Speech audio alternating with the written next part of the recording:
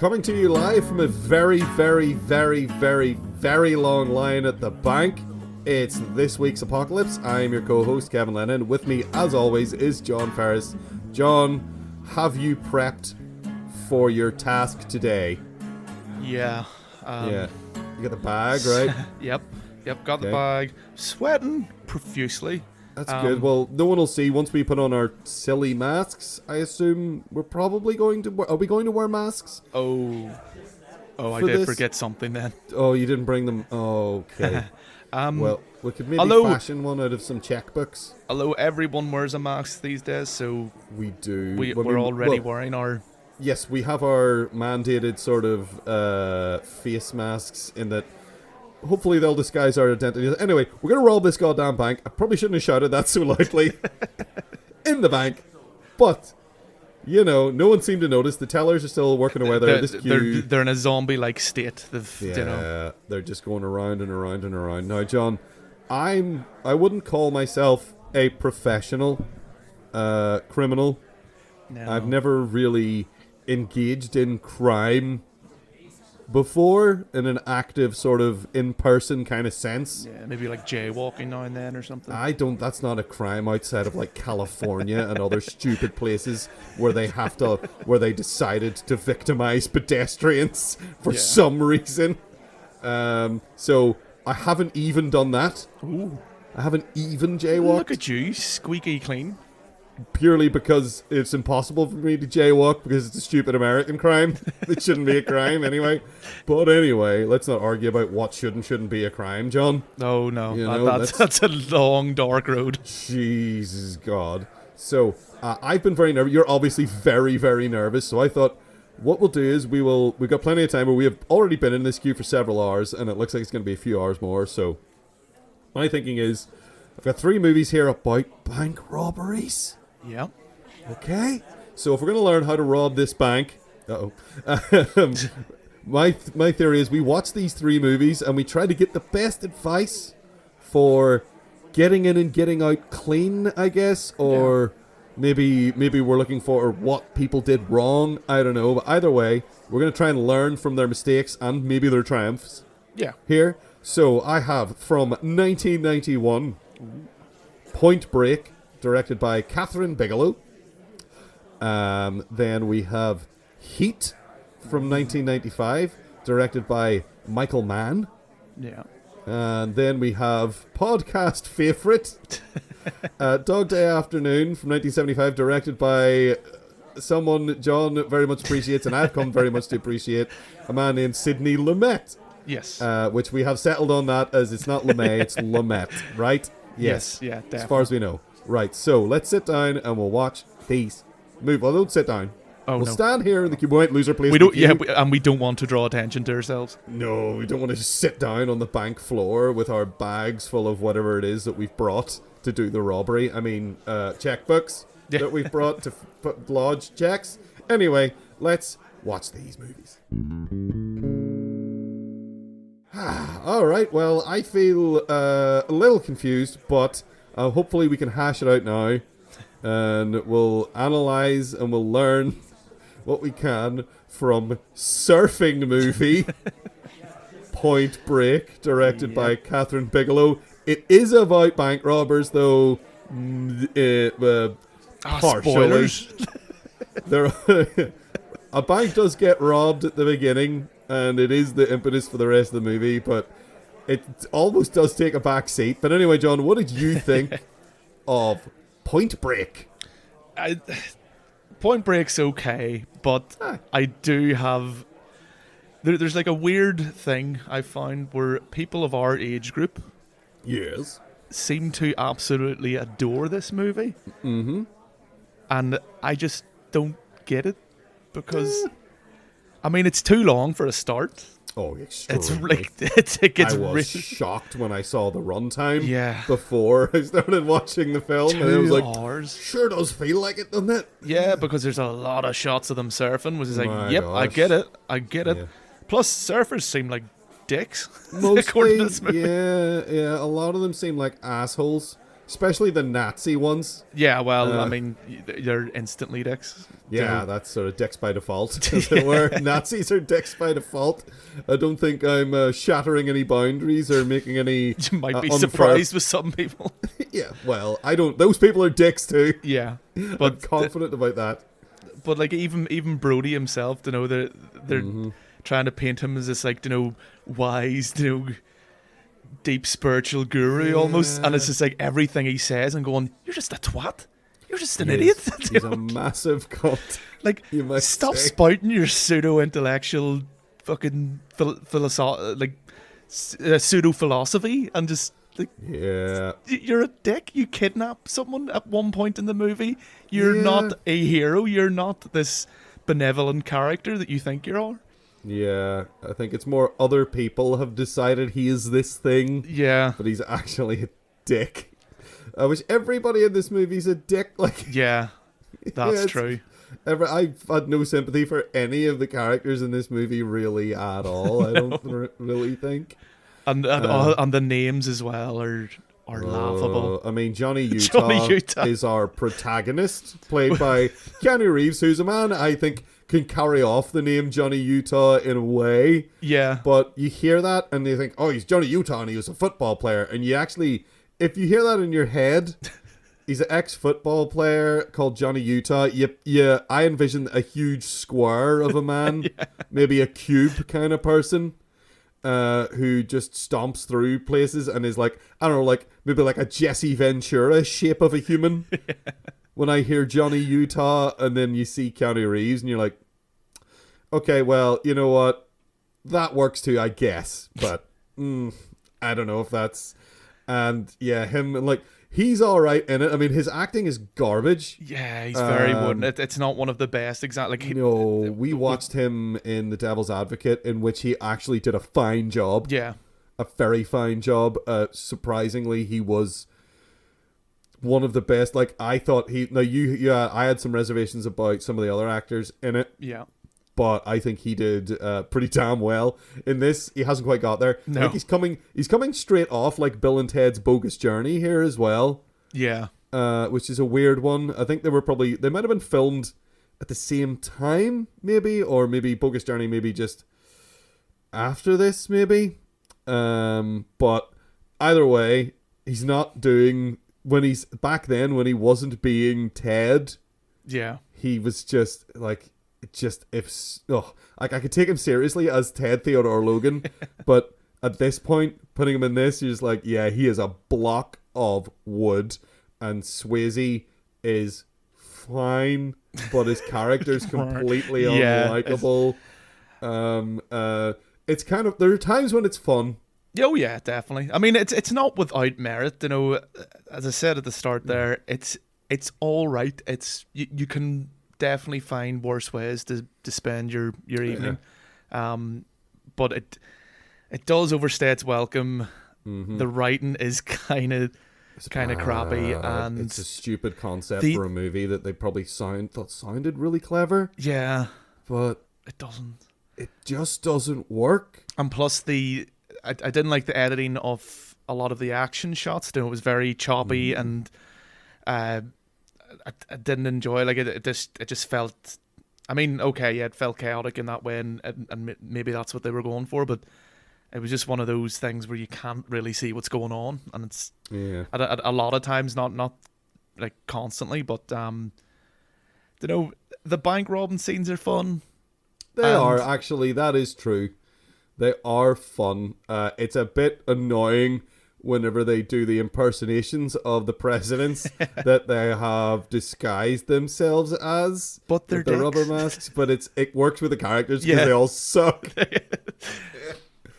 That's what I learned from this movie. I think more than anything, I think I learned that surfers must be just shit people. Yeah. They must just suck. Like every surfer in this film, like there is the surf Nazis, one of whom is played by Anthony Nazis. Kiedis. Weirdly, yeah, surf Nazis make it sound like like grammar Nazis in that sense of the word. The kind of people who would stand there and say, "Oh, you can't do that when you're surfing," which actually happens as well. Keanu, like Johnny Utah is like trying to learn, and there's like a bunch of like surfers like laughing at him and going, "Ha ha ha! Look at that dick." You're just going, stupid. Are surfers really that clicky? And it actually made me think they probably are. They might be. Like they say in the movie, they're very territorial. And you're like, are they though? I don't know if I learned about actual surf culture in this film. It actually reminded me of a time when I was I think in my mid-20s, and I was like, I'd love to learn archery, and I didn't know where to go, and then I found this like group of archers down in an area that they would go there every Saturday or something. So I walked down to them, and I was very polite and asked the guy, "Oh, like where would you go to learn?" And he looked at me as if I was something that had congealed on the bottom of his shoe, and went, "We don't know." And blah, like he was just so rude. Oh, like we just knew from birth. Yeah, it's like archery's not something you learn; it's something you are. But right. I just remember like walking away from that experience, going, "What an absolute cunt." Yeah, I have a similar experience, but in relation to paintball. Well, it wasn't paintball. It's the one where airsoft, I believe it was. Airsoft, yeah. I believe it was airsoft because it hurts more. But it was my brother's stag do that we went on, and we showed up there, and we were all getting out of our car just in our t-shirts, just a bunch of sort of grungy kind of dudes, you know. And we got out, and the guys 2 cars along, who were the guys that we were going to be playing against, who we didn't know, were there. They were basically looked like they were gearing up a SWAT team. They had like big like black boiler suits and like armor and big proper like helmets, and they brought their own guns and all this stuff. And I was just like, oh no,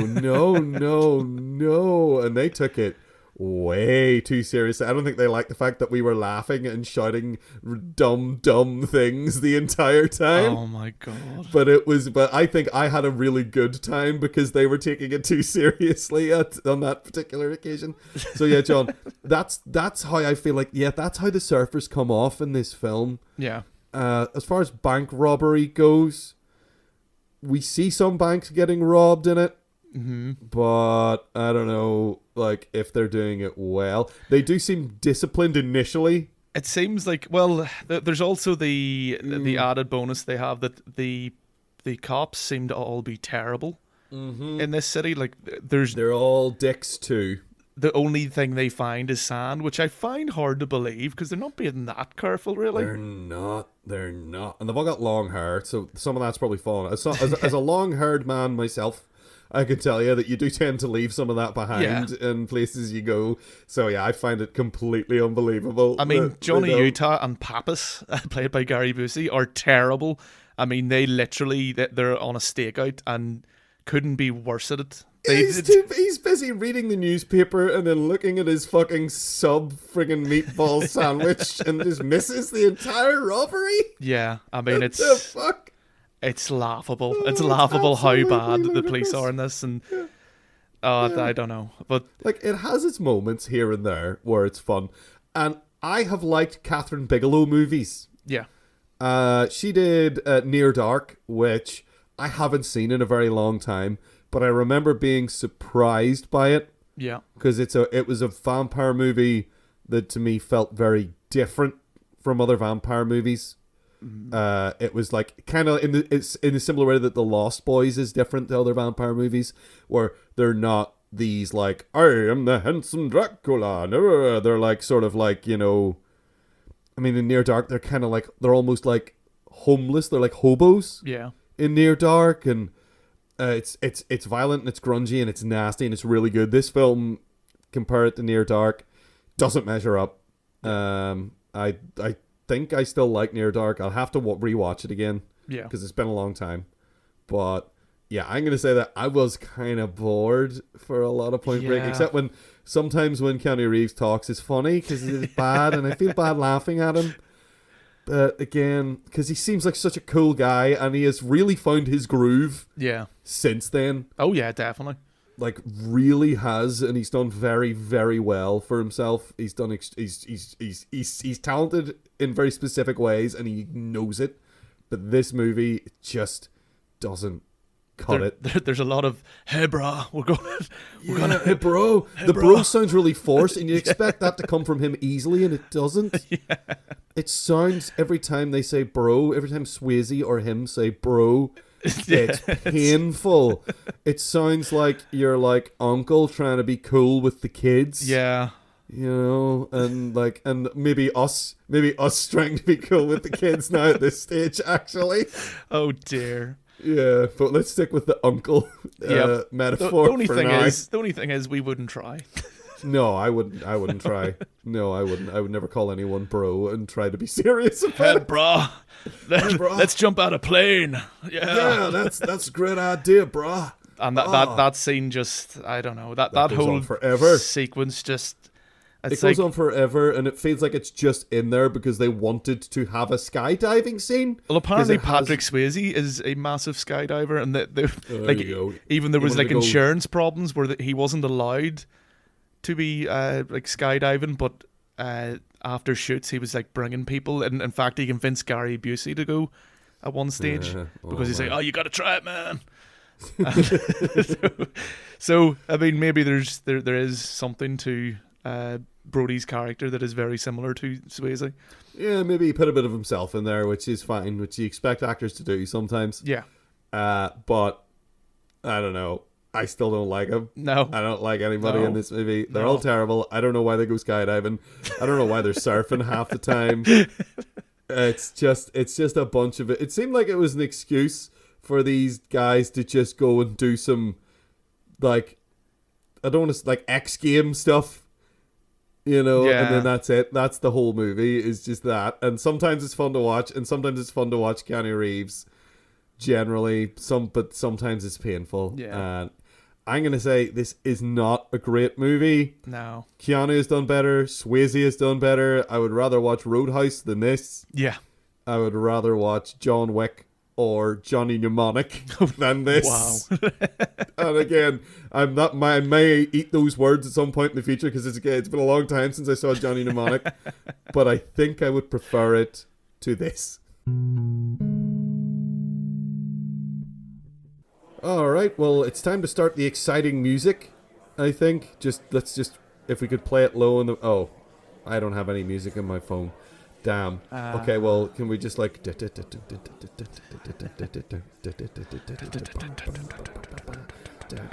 Something exciting is about to happen. We're going to rob this bank. Oh, shit, I said it again. I should stop. Let's just stop just saying instrumental. That. Okay, yes. So we're at the little counter where you write checks. We're nearly at the teller window. I'd say maybe we've got another, like, maybe half an hour to 40 minutes before we get there. But...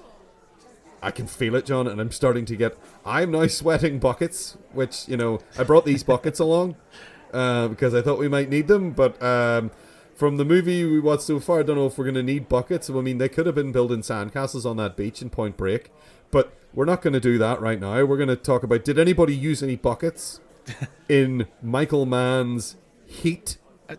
Don't think so. No, it was a very bucketless movie. Right, well, we can get rid of these. Off they go. Right, but what did you then think of Michael Mann's Heat from 1995, extremely? Michael Mann's Heat is about an hour too long, at least. Probably. I think there's, you know, this is the annoying thing. I think there's a really amazing heist movie in there, but there's a lot of, like, it's got high praise, like, you know, but I think there's a lot of things wrong with this movie that kind of goes almost unchecked in a lot of ways. Like, there's a lot of unnecessary scenes. Like, even the opening scene is like these almost like wee vignettes of the characters at the beginning, and they go on too long. Like, and they're kind of, I get the sense that they're meant to be showing you their lives and like their day to day, but it doesn't give you anything. There's no like real oh, that's cool. Like I really know this character now, but I think one of the main problems I have with this is they should just take out the female characters, because every female character in this is so badly written. Oh, disgracefully badly written at times. They are literally just there as props. Yep. And 100%. The worst case of this is the woman who ends up forming a relationship with Robert De Niro's character. Yeah. At the end, me and my wife were laughing that she's literally treated like like you could replace her with a dog, and it would have the same effect. She is left in the car, and she just said, like, she doesn't say anything. She just looks, and she's like, like, if you watch that sequence back again, and just think of it as a dog instead of a woman, it works perfectly, and it's so bad, and it's not not detracting from the actors, detracting from whoever wrote this character. It was written and directed by Michael Mann. Yeah, so well, Michael Mann. Place the blame squarely at Michael Mann's feet. Michael Mann must know very two-dimensional females, or he's just, I don't know. But yeah. I mean, you could probably argue that that's the point. They're meant to be, to know something about masculinity, blah blah blah, or something. But I don't know. It's really hard to get on board with the movie, especially because it spends so long, like, kind of attempting to explore the characters. Yep.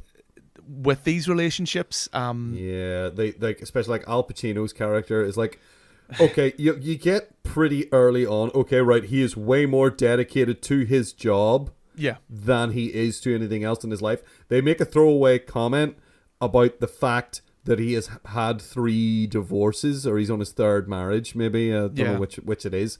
Either way, the fact that they say that, and then they say, what does that tell you about him? That's all we actually needed. Yeah. That's all that was needed. They didn't need to have this huge time sink of his weird dysfunctional relationship with his wife and stepdaughter. Yeah. Who, I don't know why, the stepdaughter is literally just ginned up for drama purposes. Yep.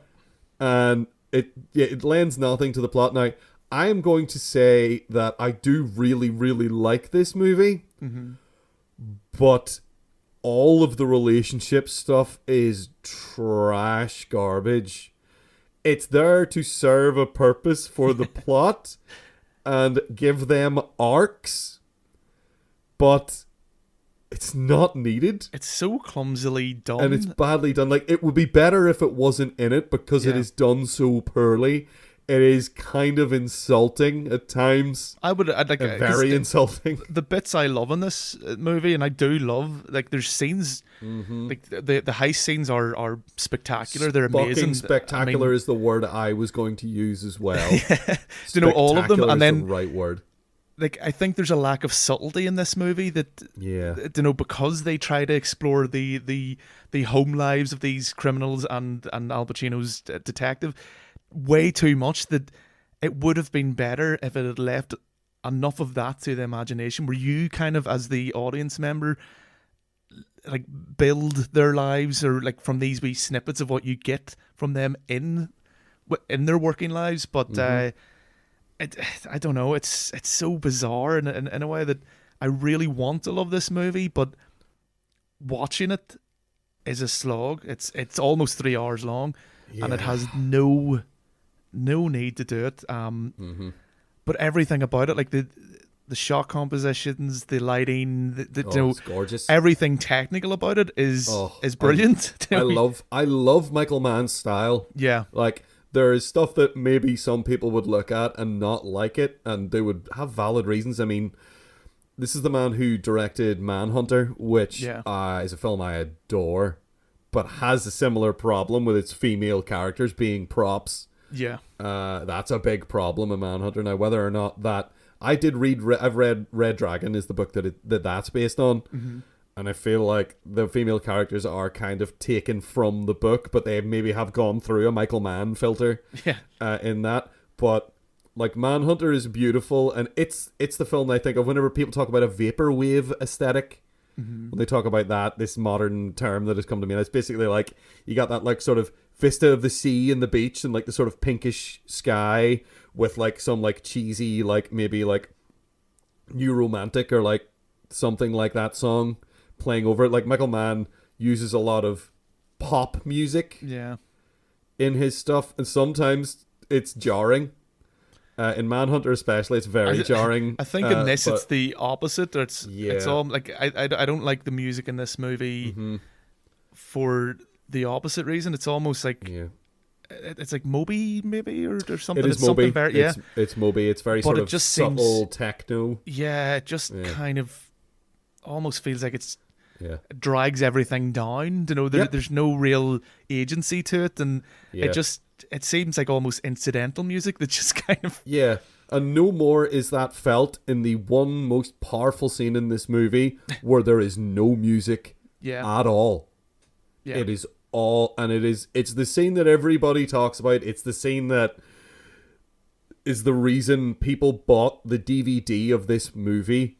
Yes. Back when this came out on DVD, everybody who's like... When they first came out with like home surround sound systems... This was the film that you bought and brought your mates around to show off your surround sound system. Now, maybe you probably just put it straight to that scene and said, let's all just sit in the sofa and just appreciate this because it's... And I don't think I can, overstate how powerful that is. Yeah. Like, it's wonderfully well shot. It is... exciting, and it's horrible, and it's incredibly gritty, and it's real. Yeah. It feels real and nasty and brutish, that whole thing, and that is mainly thanks to the sound design. It is just incredible. It is the linchpin of the movie.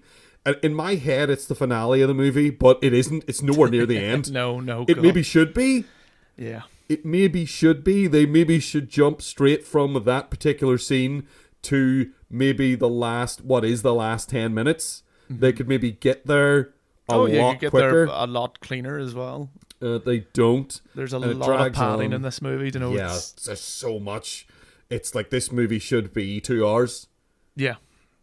Like at the outside, it should be 2 hours, maybe a bit less than 2 hours, but there is just so much just... The women in my life and the women in this guy's life, and here they are hanging out here and here they are hanging out here, and like I love it when they're being when Al Pacino is on screen and he's doing his job.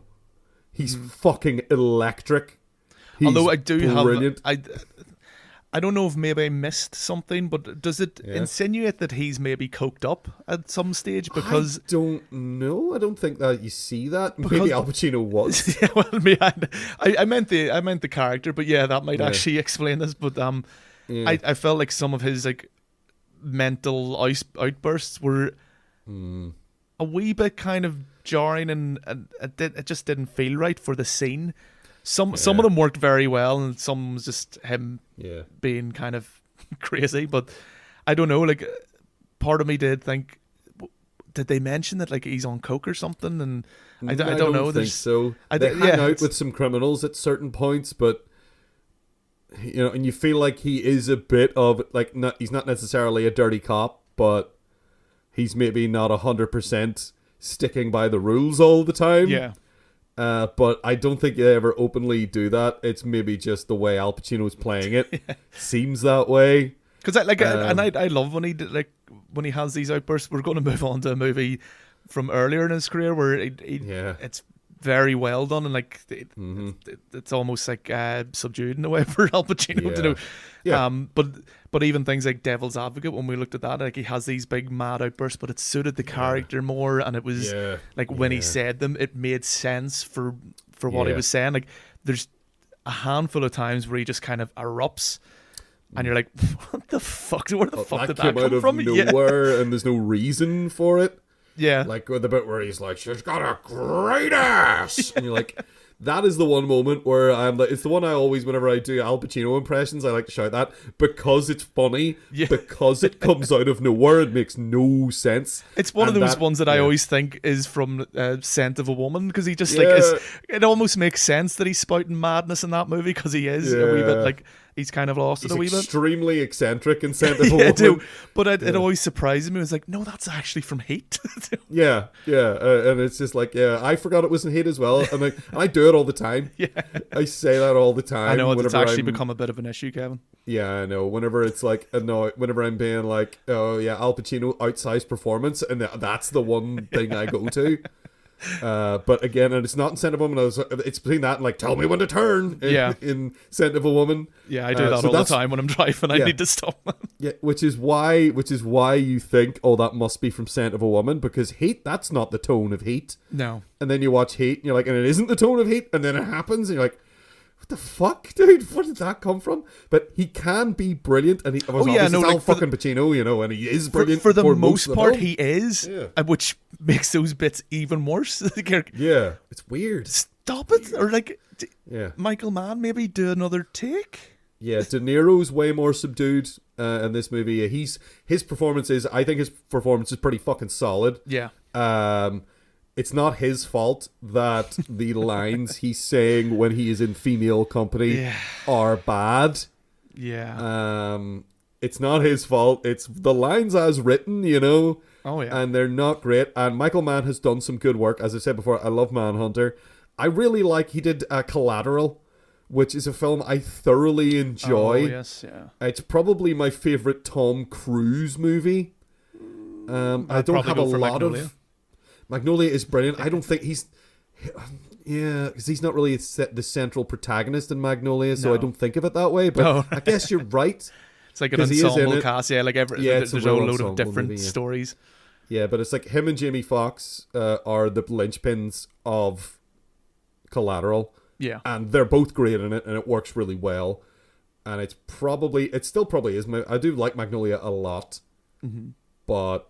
And I do have a soft spot for Rain Man too. He's been in a few good films, but I think Collateral is one of the ones where I'm like, oh, this is something different for him. Now he's gone on after that to do a bunch of annoying spy things, and Mission Impossible, I do like that too. But the sequels of that really got out of hand. Anyway, this is not about Tom Cruise. This is about Michael Mann, and he's done some great movies, but again, he's just bad at handling women in things. Yeah.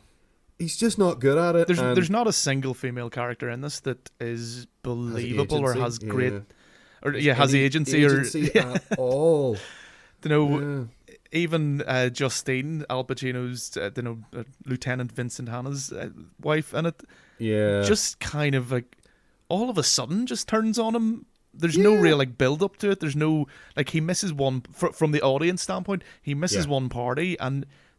She seems to be okay with it, but then all of a sudden that's it. She starts bringing random men back to the house to... Yeah, it's wild. It's almost like you almost get like maybe a Tommy Wiseau kind of like, oh, this maybe happened to Michael Mann at some point and he's bitter about it. Yeah. So he's written it this way in this really selfish kind of like, from my perspective kind of way. Oh, look how irrational this was. It was all right until she just fucking, I don't know, she just cracked up one day. Yeah, and then she was fine later, and then, she was mad again. Oh, well, maybe because you were a dick again? I don't know. So yeah, that doesn't work. None of that stuff works. Yeah. And what's the deal with it? See, when Ashley Judd's character is caught in an affair, it seems to me, the way it's shot, the Robert De Niro just happened to be there. Yeah, he didn't seem to be tailing her or anything. He just happened to be. He just happened to notice, like, how the fuck did he know where she was if he went to see her? Or what was going on? Yeah, it doesn't. Because he's making a call in a phone booth at one stage, and then you just to someone else, and then you just see him watching them go. Yeah, it's like that was a bit of serendipity there. yeah. I mean, I'm sure the theory is that he was following her, but they do not establish that really, and it is confusing. And again, I think that's this film's biggest problem is that all the women are props, and they tie the relationship stuff to the characters in a way that feels forced. Yeah. to get to the conclusion, or to like show like as if it's like a flaw in the characters, like it's a character flaw. Yeah.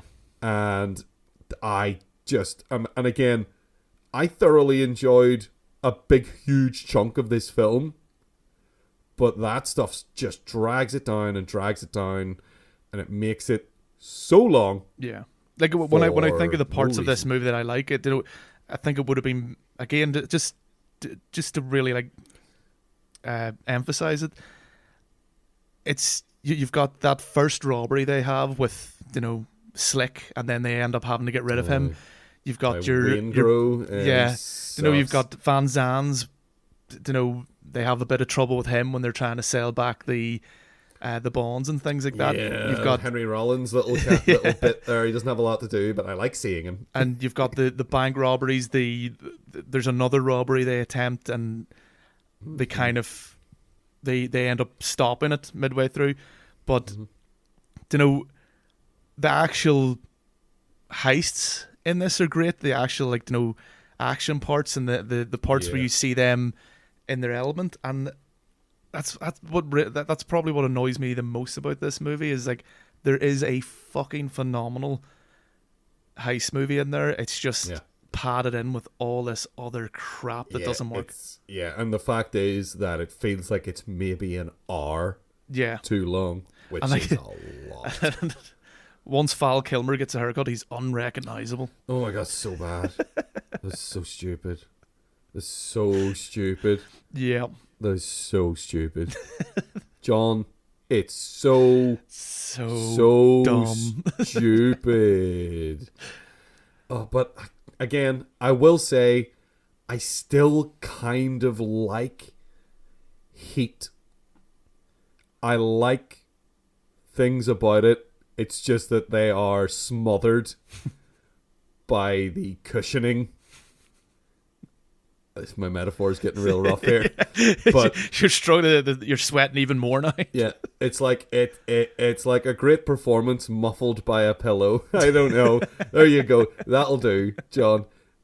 De Niro, Pacino together on screen. They made a big deal about that. Yeah, that was the major thing at the time. It is good when it happens. I love the scene where they're sitting in the diner and they're actually having a conversation. Mm-hmm.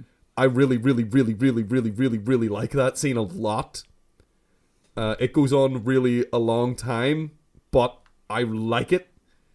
It deserved to go on a long time, but everything else in the movie that went on for a long time should have just stayed on the cutting room floor. Okay, John, well, I have taken one of these little sort of deposit notes and I've just written on it, can I have the money put in bag? Seems reasonable. Yeah. Does that seem like enough to you? I'll just hand that to the lady at the counter when we just get there. Because we're robbing them doesn't mean we have to be rude, so yeah. Yeah, I mean, that's the thing I've noticed about bank robbers. They're very rude when they're robbing. Yeah. Mostly they're quite rude. Except maybe in one case that maybe we should talk about, where they're maybe foolishly not rude. Dog Day Afternoon. John, what did you think of Sidney Lumet's Dog Day Afternoon? This is a great movie. This right. This again is one of the reasons I love Sidney Lumet. I've seen this when I was quite a young teenager, and I think it's definitely one of those movies that's formed my opinion on other movies. It was in my formative years of getting to know like real cinema and things like that. And I know a bit about the background of this movie and certain things, and it just makes it even more enjoyable for me. Yeah. This is actually based on a true story. I think this might be one of the very few movies that is based on a magazine article. Yeah, it's based on a magazine article, which the headline was Dog Day Afternoon. Yeah, that's why it's called that. That was the sort of a tabloidy title of this article about this bank robbery. And the more the film goes on, the more unbelievable it becomes that it really happened. They actually did. They were going to call it there was two other names. I'm going to look them up here quickly because I want to know them. Yeah, because they are terrible, and it was actually Sidney Lumet was like, no, that just it doesn't work for it. So bear with me. That's not one of the titles. No, No. Bear with me. No, that's a story about a child who finds a best friend in a large brown bear. That sounds very handy to have. You can attack your enemies. Yeah. Oh, there it is. Yeah. Sorry, so it wasn't two. It wasn't two. It was actually the working title was Boys in the Bank, and that's what the Boys in the Bank. And Sidney Lumet hated it, and he said, me too. He said it makes the film appear to be light and fluffy. Yeah. So he actually changed it to Dog Day Afternoon, but you're right, it was from that article. Yeah. But he wanted that title because I recently got his book Making Movies, and there's a lot of like kind of why he made certain decisions for each movie and blah blah blah and all this, and it goes through the technical aspects of movies, and the thing that he keeps mentioning with Dog Day Afternoon and the kind of feel almost he wanted, or the style, was he wanted this hot and stuffy day near the end of the summer, and that's what a lot of the decision went into this. And apparently all those outside scenes were in the winter, so like the actors had to like suck on his shirt. The actors had to like suck on ice cubes before they went out, or you would have seen their breath and things like this. Oh man! You know, so it's like things like that are just like, it's just, you know, movie making magic. Indeed. Well, bloody hell, I was convinced. Yeah. It does seem really insanely warm. But like even from the opening of this movie, like it's got that similar thing to Network where it feels like a documentary. It's all these like it almost like juxtapose it to Heat's opening with all these like wee vignettes, and you see some of the characters that are going to be in the movie, but at the time you don't even realize. It just feels like they're going their day to day until the camera starts getting a bit more, you know, closer to these three guys in the car, and then the story starts. But even from that, like it's just so well done. The lighting in it's fantastic. It's all they made sure they wanted this all to be kind of naturally lit. So there's very little kind of big lamps and things like that they used, you know. But I think the best thing about this movie has to be the characters and just how real everything feels in it, and all the background. Like one of my favorite characters is the head bank teller, who's she's just brilliant. He calls her mouth all the time because she's the one who's speaking up all the time. Yeah. Hey, you mouth, come here. And like even there's a bit where like the cop in charge of trying to get them out, like tries to like grab her and go, "Oh no, you come with me now." And she's like, "What are you doing?" It's like, she's like, "I can't leave my girls in there." She's like, "Get your hands off me." But like it's she's great. Fucking brilliant. The comedy in this movie works so well, and it's and you just can't tell. You're on the side of the bank robbers, like from the beginning, pretty much. Yeah, like it's just you get the feeling almost immediately that they haven't got a fucking clue what they're doing from the first moment when there's initially three of them, and then one guy just loses his bottle after they've started, and he's just like, and he just tells him, "You know what? Just go home, go home." And he's not mean about it. He's not angry about it. But then it's the leave the car. How am I going to get home? He's like arguing with him about like he doesn't want to take the bus. Like, we're literally holding guns on people right now. He's like, oh my god, it's so fucking good. The performances are universally magnificent. In this movie, John Cazale as Sal has this like real nervous energy that you're just like, oh man, it just feels like he. At one point, he even says that the whole plan is if it goes sideways that they were going to like commit. They're going to kill themselves. And he's like going, what about that? What about that? Like as if it's a viable plan. Yeah. It's like, because it starts off and it's funny. Like, I mean, it's at first like that's hilarious. Yeah. When the guy bottles out and then like Sal, John Cazale playing Sal. Sal is just like he's just got this intense like what the fuck look on his face for the pretty whole way much the through. entire film.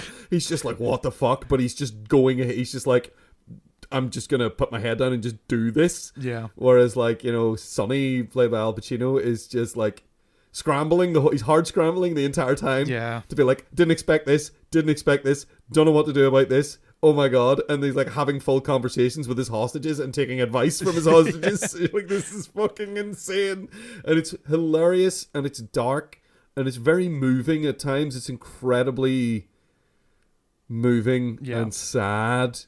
There's some really sad moments, but you could almost be forgiven for labeling it a comedy because it is funny. It's so fucking witty. It's one of those movies that it is part comedy. Yes, it's a crime drama or whatever you want to call it, almost, but biographical as well in a sense, because it did happen. It's based on a true story. Yeah. But like the whole way through, maybe right up until the very end, there are moments of levity and which are needed, and it all comes very naturally from the characters. Mm-hmm. Yep. And that's going to segue me into my next bit of like background nonsense that I'm going to spout, because it's very unique for a Sidney Lumet movie in the sense that he's not one who usually goes for a lot of improvisation in his movies, but and this one you could argue that maybe it's not proper improvisation, because he always has at least 2 weeks ahead of the time where they sit around the table and they get to know the script and all that, and they have read-throughs. And with this one, the characters were not developed with the script. It was very open, so we had all the actors kind of try things and just be very loose with it and try and come up with things for their character and really try and explore and find their own character in it and put a lot of themselves in it. And then they wrote a lot of that into the script, but even on the shooting, he still allowed a lot of improvisation, because at this point the characters knew their lines knew their characters that well that he kind of trusted them, and it works so incredibly. Like one of the standout scenes is, but for me anyway, that I found out was improvisation was John Cazale when Al Pacino asks him, where do you want to go? Like, they're talking about Algiers, and he goes, he's Wyoming. And like, apparently that reaction from Al Pacino is real, because what the fuck did you just say? It's like, it's not a country. That's the state that's in America. It's not a country. Yeah. Like, oh my god, it's so fucking good.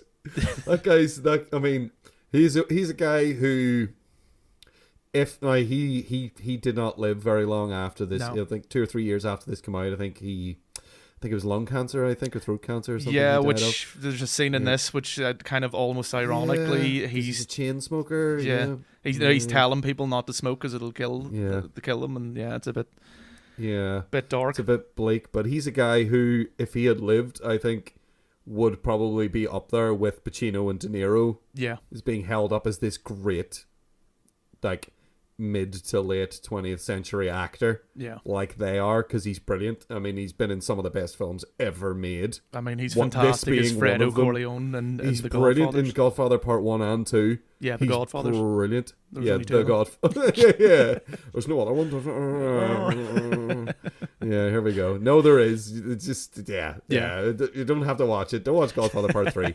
You'll be fine. Well, I'm curious to see the new one that they redid. They redid The Godfather Part 3 and called it Coda. Oh, yes, it's completely that's right. re-edited, apparently. I'm curious to see that, but I haven't bothered my arse yet, so I'm clearly not that curious. Yeah. But again, he is brilliant. He's great in this. He's just this intense. That's the thing. It's funny. And then when you get introduced to Sal more intimately, when he starts talking about things they've planned and the things he's willing to do, that's where the darker edge comes in. Because you're like, he literally says that he is willing to kill people. Yeah. You know, that he's willing to kill all the hostages, like throwing bodies out the door. It's something that Sonny says off the cuff. Yeah. And maybe doesn't mean, but just wants them to take him seriously. And then he's all in it. And that becomes... So he's this sort of he's kind of scary because he could do something. He's kind of unpredictable, and Yeah. which is weird because like Sonny with all his mad energy, all He's got like, bluster. you kind of almost get a sense of what his character is up until there's a point in this where like they start kind of his wives are being interviewed and things like that, and the stories they're telling don't gel, and some of them are actually contradictory, which apparently again all came from the real the real story that this is based on. Was all this was they couldn't really pinpoint his character in a sense because everyone had a different opinion of him. Yeah, it's weird because the way they each talk about him is very different. Yeah, like his wife and children, when they get introduced, she is saying stuff like that he's not usually like that, blah blah blah, and then all of a sudden he threatened her and stuff. Whereas when Leon is introduced, played ably by Chris Sarandon, which it took I hadn't seen this movie in a while, and it took me a wee bit to recognize him.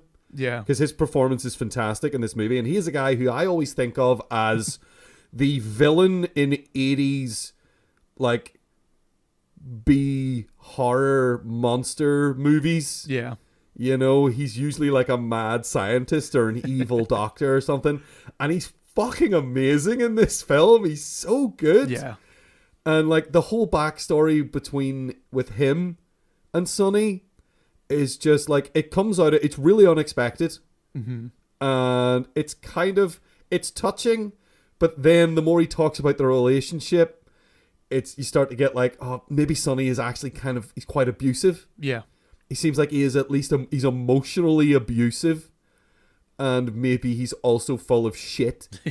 You know, and the characters are so well developed. And like so well developed. Even when all that starts happening, you've already kind of built up, like, you as the audience member, because it feels like you're there. It feels like you're in it. You know, you are completely on board with Sonny. So to find this stuff out, you're like, it's shocking. It's like finding out a good friend is, abusive. Done something horrible, and you never knew. Yeah, it's like, fuck, really? Yeah, and you're like disappointed in him, and it's almost like, oh fuck, like, because at that point you're like, oh, I really like this guy and I want him to succeed, and then you learn all this stuff and you're like, oh, maybe I don't like this guy. Yeah, maybe this guy does suck. But Al Pacino's performance, as soon as you come back to him and whenever he's talking to people and stuff, you just kind of like, I do still kind of like him. It's a dichotomy. It's the mark of a really good character. Yeah, you know, like, I like the character, I maybe don't like the person. Yeah, exactly. But it's a good character. It's a really good character. They're all great characters. I love the police lieutenant who's outside the whole time, played by, I can't remember Charles the name of the actor. Charles Durning, who plays Pappy O'Daniel in Oh Brother Where Art Thou, which is, I kept hearing that whenever he gets agitated, you can hear that sort of that staccato kind of tone to his voice comes out, and it's great. He's really funny as well. He's just naturally just like, he's not necessarily saying funny things, but he says them in a funny way that kind of makes you laugh. One of the most famous scenes, actually probably the most famous scene from this movie, featuring like when Sonny and Moretti are kind of having one of their head-to-heads, and Sonny starts shouting out Attica, which is the prison riot thing, which wasn't handled at all well by the police. No. That was all improvised, and Charles Durning didn't know what was going to happen. So the look of confusion again, like all these like wee improvisation things that again Sidney Lumet is not known for at all, and he just seemed to like pull off spectacularly well. Al Pacino do he trusted the Gazelle. That's cool, because Sidney Lumet from the book anyway that I'm reading, he doesn't like this idea that, and we're very guilty of it, where you kind of focus on the director of like, that's the director's movie. He's very like, no, it's a whole ensemble that makes a movie.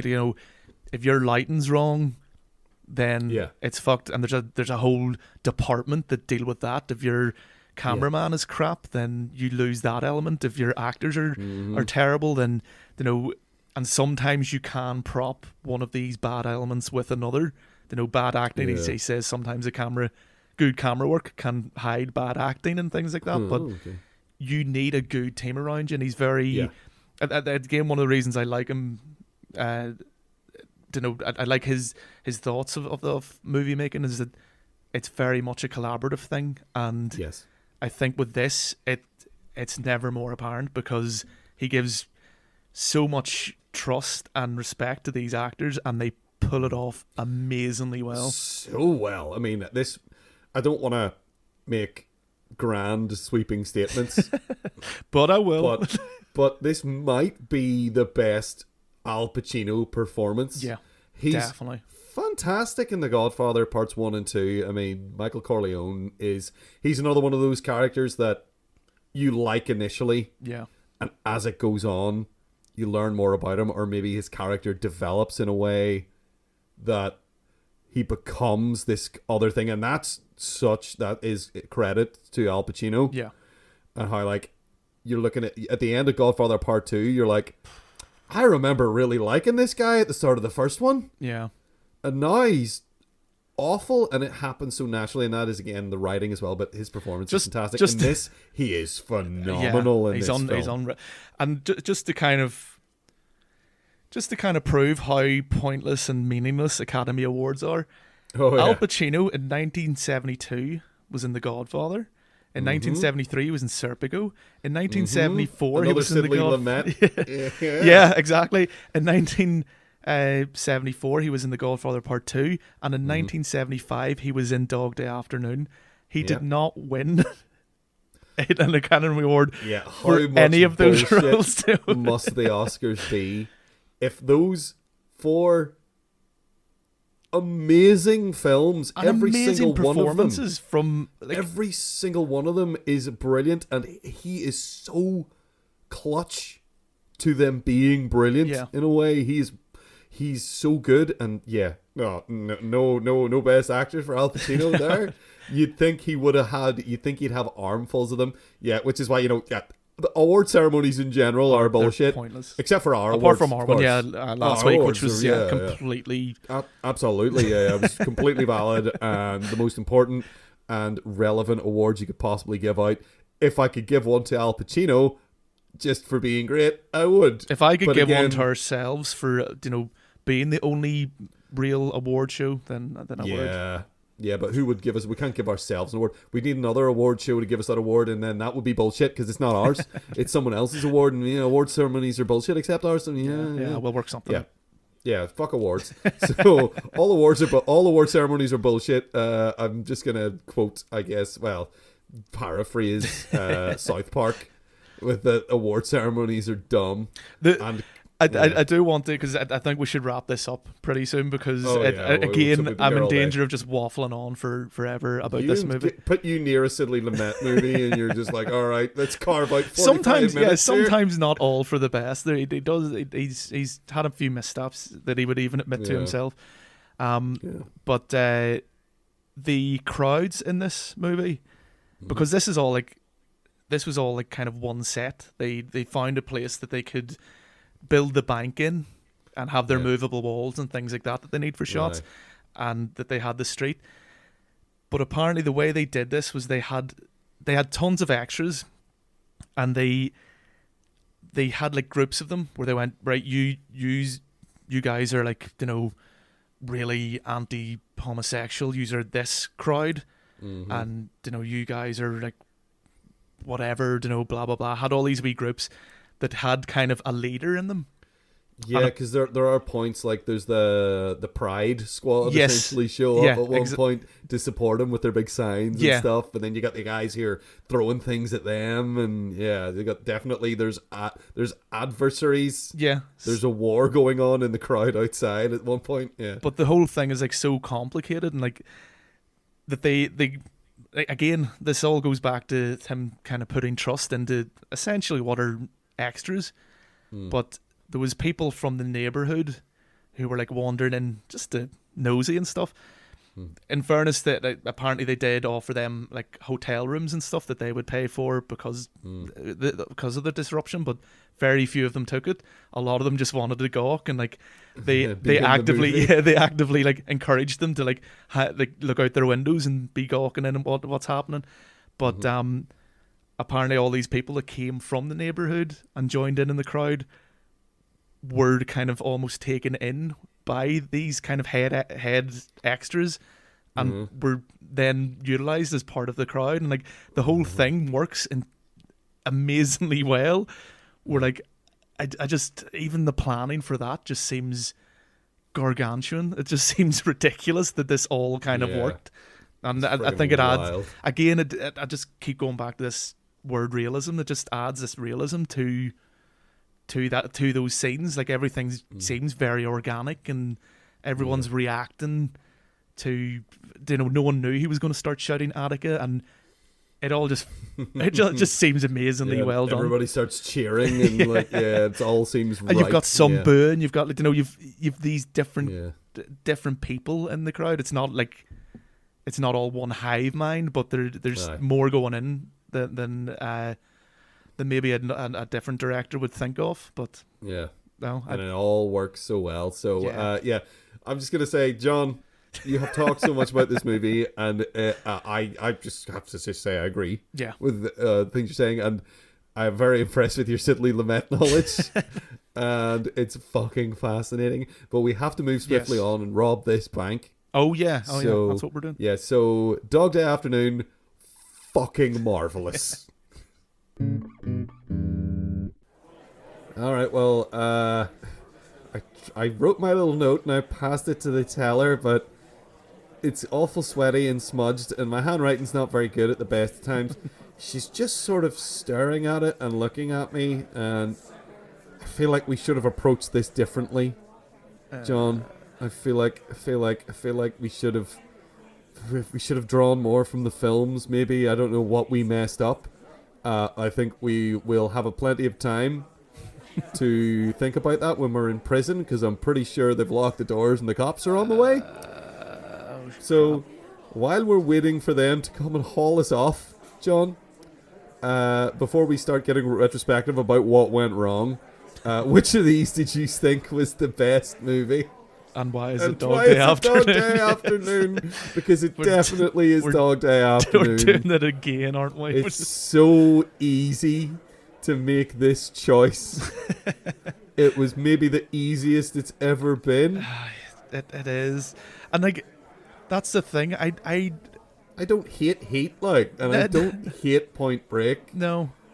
But I think it says a lot whenever you look at the runtime of these movies, and I have to remind myself that Dog Day Afternoon is 2 hours, over 2 hours.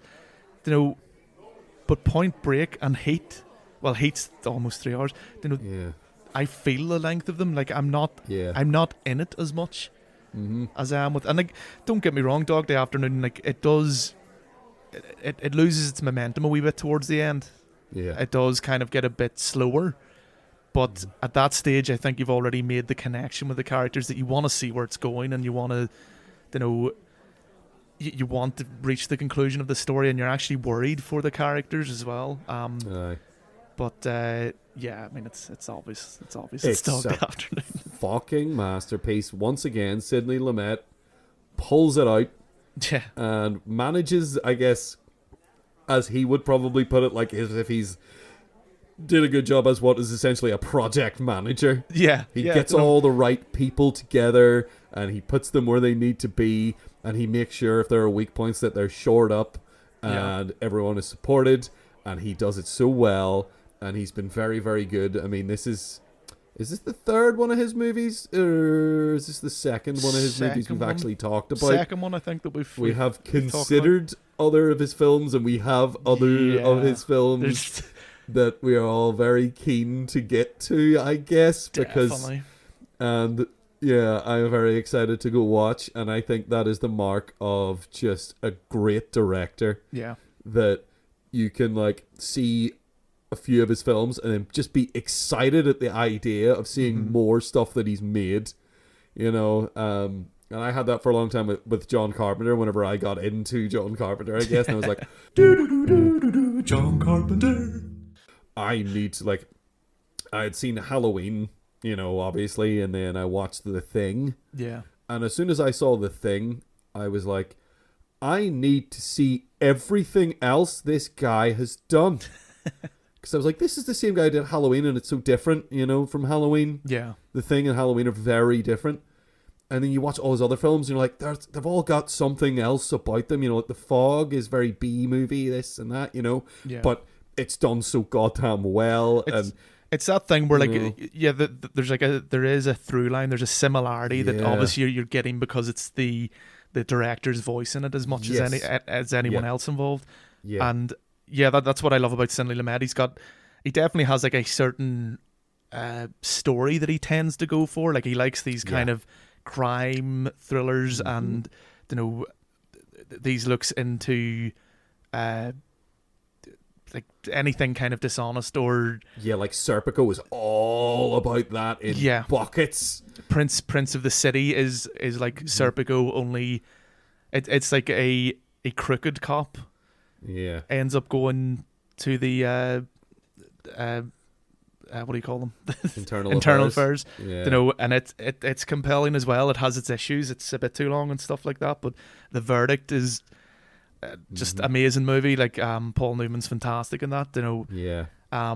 But he tends to go for these kind of stories, which I love anyway. So I'm already on board with the subjects. But and he handles them so fucking well when he does. And just you'd mentioned before that this might.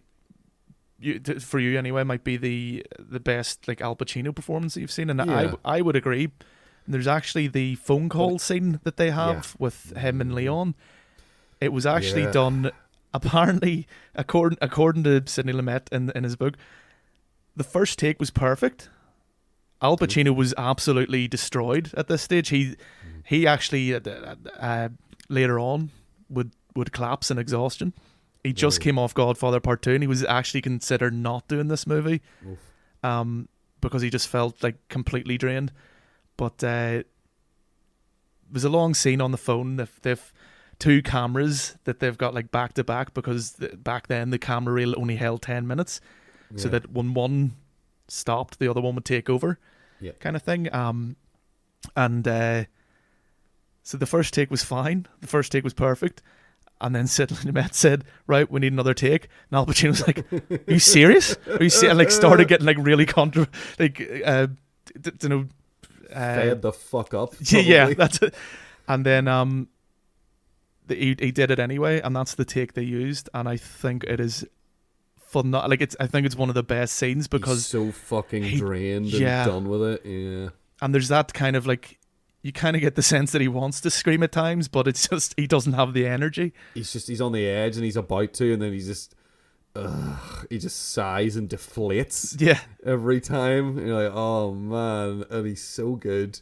Yeah. He's so good. So yeah, I would say yes. I think I'm pretty firm in my this is the best Al Pacino performance if you want to rate them. Yeah, and he's got some fantastic fucking brilliant ones. too. Yeah, Serpico's great.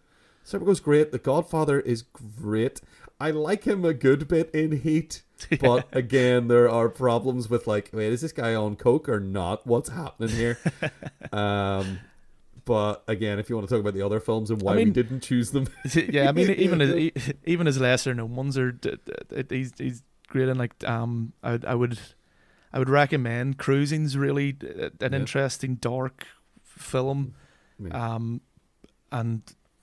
Like even like Glengarry Glen Ross and Carlito's Way, and I love him in Glengarry Glen Ross. He's fantastic. That's where like he swears in one scene in that. There's one scene in that movie where he unloads. Yeah, and he's great at that. He's great at unloading. It's brilliant when done right. That's the problem with like his unloading in Heat is really like out of nowhere. As we said, she has a great ass. Where did that come from? Yeah, that comes out of fucking nowhere. Like, there's another film maybe where that line makes sense. Yeah. And you look at it and you go, brilliant, Al Pacino was great. But in this is like, it's not appropriate. No. At all. It's so cartoonish. I mean, if that happened in Devil's Advocate, that would make sense. Yeah, because that's what that guy's like. Yeah, he is. He's ridiculous. The fucking devil. He's Satan, and he gets on like that. But it's not me for like most of the time in Heat. He isn't acting that way. He's super intense a lot of the time, but he's not doing that stuff. And then every now and then he does, and it doesn't feel right. No. But it is. I mean, he's still, it's still as Al Pacino, and he's extremely good. Yeah. But that stuff is jarring a little. And again, the reason why we were not picking Heat, I think we've been very open about the fact that it uses its female characters exclusively as props. Yep. And it's about an hour too long. And most of that is concerned with using the female characters as props. Yep. Most of the fluff is spent doing that, and it's bad. If anyone listening has the means and the skill, I want them to go back to that scene where Edie is waiting for Robert De Niro in the car and just replace her with a dog. Replace her with a nice fluffy dog. Looking very concerned. It is a worried unbelievable. Cocker Spaniel perhaps would be more appropriate than a human woman. Yeah. It's in fact when she managed to open the door and get out of the car, it was almost shocking because I had this whole other narrative in my head at that point. It'd be really funny if it was a dog that just worked out how to work the car doors like a velociraptor in Jurassic Park. Somehow that is a better film because it makes more sense. Yeah. Yeah, which is a fucking disgrace, really. A disgrace for your kind of grounded crime drama thriller thing. Yeah. So that's out, and then Point Break, of course. Surfers suck. Everyone sucks. The acting's terrible. Sometimes it's fun, but not enough. And if you really like to see people close up doing surf stuff in slow mo, then you might enjoy it. Yeah. You might enjoy it a bit more because some of the surfing, I think it looks like it is actually Patrick Swayze doing some surfing because they have some real close-up shots of him in the waves. From what I've heard, he very rarely, he always tried to do his own stunts and stuff like that. Obviously, Keanu Reeves does a lot of that stuff these days as well. Well, like for this movie, I kind of, even at this stage, Keanu Reeves was going kind of above and beyond to kind of get into character. Maybe it didn't work for this one, but he was training with like FBI guys and things like this to get into character. He was learning how to handle a gun right, and I always respect that at the very least when Keanu Reeves goes into a role. He doesn't. That scene early on where he's doing the shooting range, and it is pretty cool. Yeah, he's pretty good in that scene, and I mean it's not a patch on that video that probably everyone has seen now of Keanu Reeves training for John Wick 2 at the shooting range with a real gun. Yeah. And that man seems like he is a murdering nightmare of bullets for real. And he really did that. I mean, he's the kind of guy that, there's like a great story of him. Like, can't remember who it is. It was a female actress. I think they worked, maybe it was Winona Ryder or something. Mm-hmm. He's backstage at the Oscars. And he was just... There was some people were being very serious and talking while Keanu Reeves was standing behind them with Winona Ryder. I think it was Winona Ryder showing her this cool kung fu move that he'd learned for a movie. And that's just like, oh, what a guy. What a great guy. He's awesome. What a weird, nice guy. He seems great. So, unfortunately, in Point Break, it's kind of, he is a block of wood that has not a lot to do.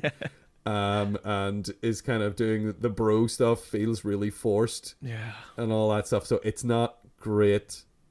There are small bits of it I like, and then that bit where he lets him go at the end is, yes, it is like a death sentence kind of for him, but it's just like, it's just so stupid. It's like, why would you give this piece of shit even that?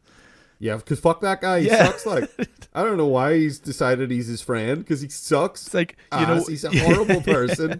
He's a horrible fucking hypocritical twat. Yeah, because one of the worst parts is when they kidnap. What's the Laurie Petty's character, Tyler?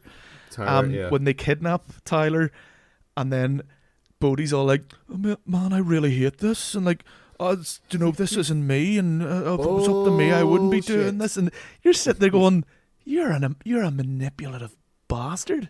Yeah, what the fuck? He's trying to make it seem like it's everybody else's fault. So, I'm not in charge. I'm totally. I have no choice. Yeah, he fucking sucks. Yeah. So, screw both those films. I mean, again, there is stuff about each of those films I like.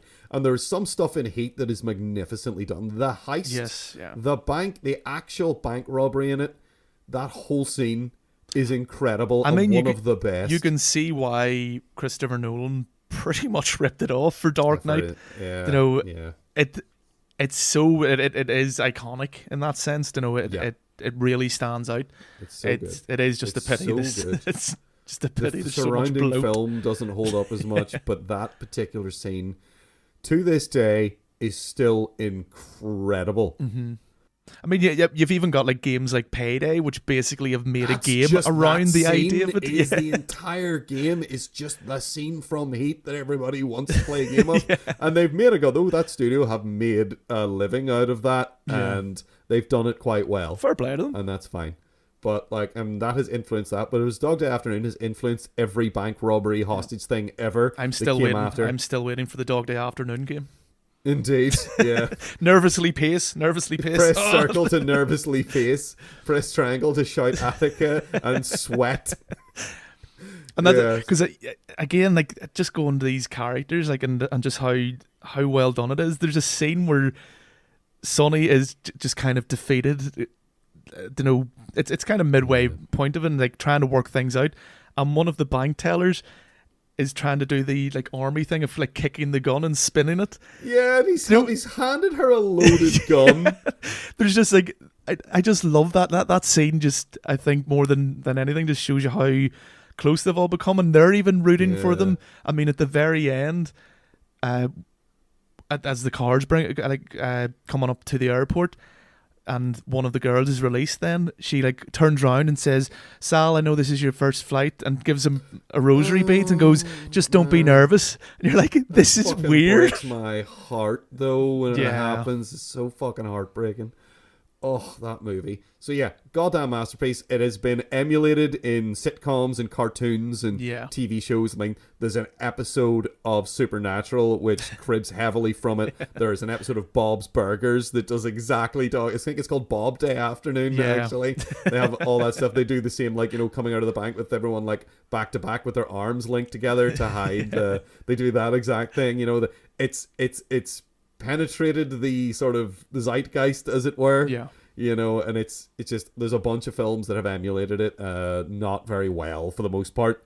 But it's cool to see it in things. I like it when I see a TV show saying, they're doing a wee Dog Day Afternoon thing. Okay, that's always fun. So it's fucking wonderful. So anyway, John, that's definitely the best movie, easily by a million miles. Which of these films gives us the best advice to, I don't know, correct, let's say we could go back and do this heist right. Which of these films is the one that we can look at and say, that's what we should have done? Well, apparently bank robbing isn't too good. You always seem to get caught, don't you?